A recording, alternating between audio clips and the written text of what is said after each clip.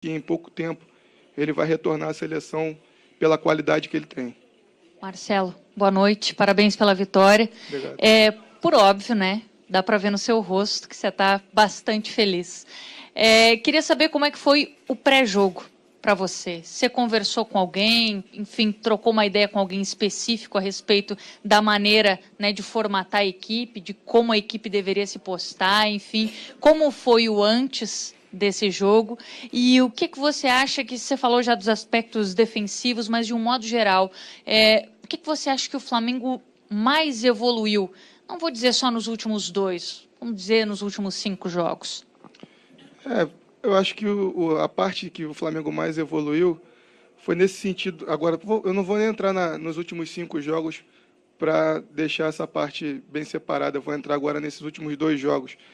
Eu acho que a gente evoluiu nessa parte de eu ter trazido um pouquinho o Arão para trás e ter colocado esses 6 homens defendendo ali atrás. Eu acho que isso foi uma parte que a gente ajustou para a nossa parte defensiva ficar mais fortalecida. Sobre a parte que você perguntou anteriormente de conversar, o Flamengo tem alguns profissionais que são fixos, da análise, da preparação física, treinadores de goleiro. Então, eu também faço parte dessa equipe de profissionais fixos. Então, eu me cerquei com todos eles. São amigos, são profissionais muito capacitados e todos eles, me ajudaram muito. Eu sou muito grato à minha comissão técnica, porque em nenhum momento eles se deixaram de me ajudar em algum momento. Aproveitando, já estendendo os agradecimentos à nossa comissão técnica, queria agradecer também a confiança que o nosso presidente depositou no nosso trabalho, a confiança que o Marcos Braz depositou no nosso trabalho, os diretores, o Noval, o Pelaipe, que também depositaram. Então, todos me apoiaram nesse momento, que foi um momento de transição. Então, em nenhum momento eu me senti sem apoio de nenhum setor do clube. Todos os setores do clube, desde o mais humilde funcionário do CT até o mais alto escalão do nosso clube, todos me apoiaram. E isso foi fundamental para que as coisas fossem acontecendo. Marcelo, boa noite, parabéns pela vitória, pela classificação. Queria te perguntar exatamente sobre o que você falou em relação a sair na velocidade, né, para o contra-ataque. O Flamengo poderia ter aproveitado melhor isso, mas assim, de onde eu assisti o jogo, muitos torcedores do Flamengo se perguntavam por que você não mexia no jogo no segundo tempo, não mexia no time, né? Você demorou para mexer, foi mexer a primeira substituição só com 30 minutos no segundo tempo, se eu não me engano. E aí, eu queria te perguntar, por que você não colocou uns jogadores mais rápidos, como o Berrio, como o próprio Vitinho antes, né? Sendo que no primeiro tempo já poderia, talvez, ter tido essa característica, explorado mais as características dele, já que, por exemplo, o Everton Ribeiro saiu 2 vezes, foi lançado 2 vezes e não tem a mesma velocidade e acabou não chegando na bola. E a outra pergunta é em relação ao Pará. Queria que você comentasse a atuação do Pará, que para muitos foi um dos melhores em campo hoje. O Pará, ele é um dos jogadores que eu tenho conversado bastante. Ele é um atleta que eu vejo com muita regularidade na parte defensiva. Ele é um atleta muito dedicado. Tudo que eu tenho pedido a ele de posicionamento, ele vem fazendo. E eu acho que esse ajuste defensivo fez com que todos da parte defensiva crescessem. O Pará cresceu, o René cresceu, o Trauco jogou bem no jogo passado, Arão, Pires, Cuejá, Rodrigo, todos da parte defensiva cresceram. Então, eu acho que o Pará ele vem cada vez mais desenvolvendo. Eu acho que ele ainda tem muita coisa para acrescentar para o nosso clube. Ele vai melhorar ainda cada vez mais pelo potencial que ele tem e pelo profissional que ele é. Dedicação, isso aí nunca faltou para o Pará. E eu tenho certeza que nunca vai faltar, porque ele é um cara muito correto e muito, muito profissional. A primeira pergunta eu esqueci. Em relação a por que demorou tanto a mexer, em relação à mexida, a característica do campeonato brasileiro é diferente de Copa. Você tem que trabalhar com estratégia. E ali é um tabuleiro de xadrez. Uma peça errada, você perde o jogo. Então, você tem que ter muita paciência, saber, até certo ponto, saber que aquele jogador poderia fazer uma outra função, mas ele também realiza uma outra função tática, é muito importante. Então eu sabia que o Everton, o Diego, eu até poderia perder em questão de velocidade, mas na questão técnica, eles estariam dentro de campo e estariam sempre acrescentando na questão técnica. Então, como é um tabuleiro de xadrez, a gente teve que esperar qual era o passo que o Carille ia dar, para em cima do passo que ele fosse dar, a gente dar o nosso passo. Boa noite, Marcelo. Pela necessidade do resultado do adversário, houve muitas mudanças na formação tática. Em alguns momentos, o Carille até jogava no 4-2-4. E sempre o Flamengo manteve, no mínimo, a igualdade numérica na defesa. Eu gostaria de saber como você manteve, como consegue manter isso, as instruções, porque a gente sabe que são poucos dias de treinamento, e da parte ofensiva, até onde vai o limite da liberdade intuitiva dos atacantes para poder se movimentar lá na frente? Não, eles têm total liberdade.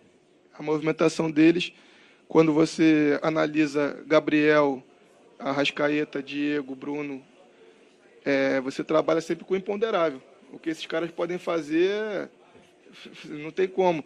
Eu trabalhei uma vez com um jogador que ele falou o seguinte: professor, para uns Deus deu o dom da visão, para outros Deus deu o dom da antevisão.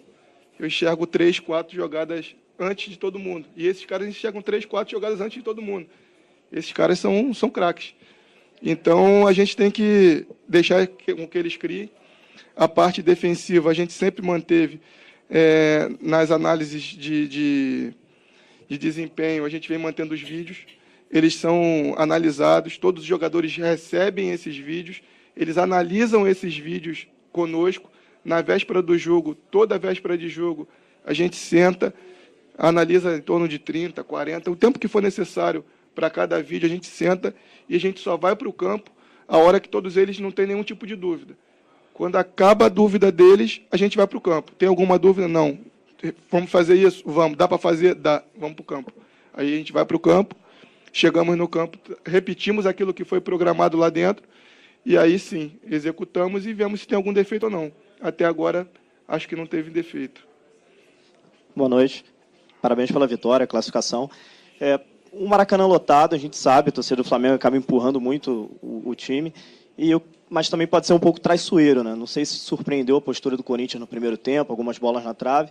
E no início da coletiva você comentou que o seu ajuste foi no intervalo. Eu queria que você comentasse um pouco sobre o que você falou para os jogadores no intervalo, talvez seja determinante até para a classificação, né? Que o Corinthians, no segundo tempo, não conseguiu fazer o que ele fez no primeiro, né? A gente espaçou um pouco o nosso time em alguns momentos do primeiro tempo. Em alguns momentos, a gente sempre pediu que eles andassem em bloco. Bloco ofensivo, bloco defensivo e lateral.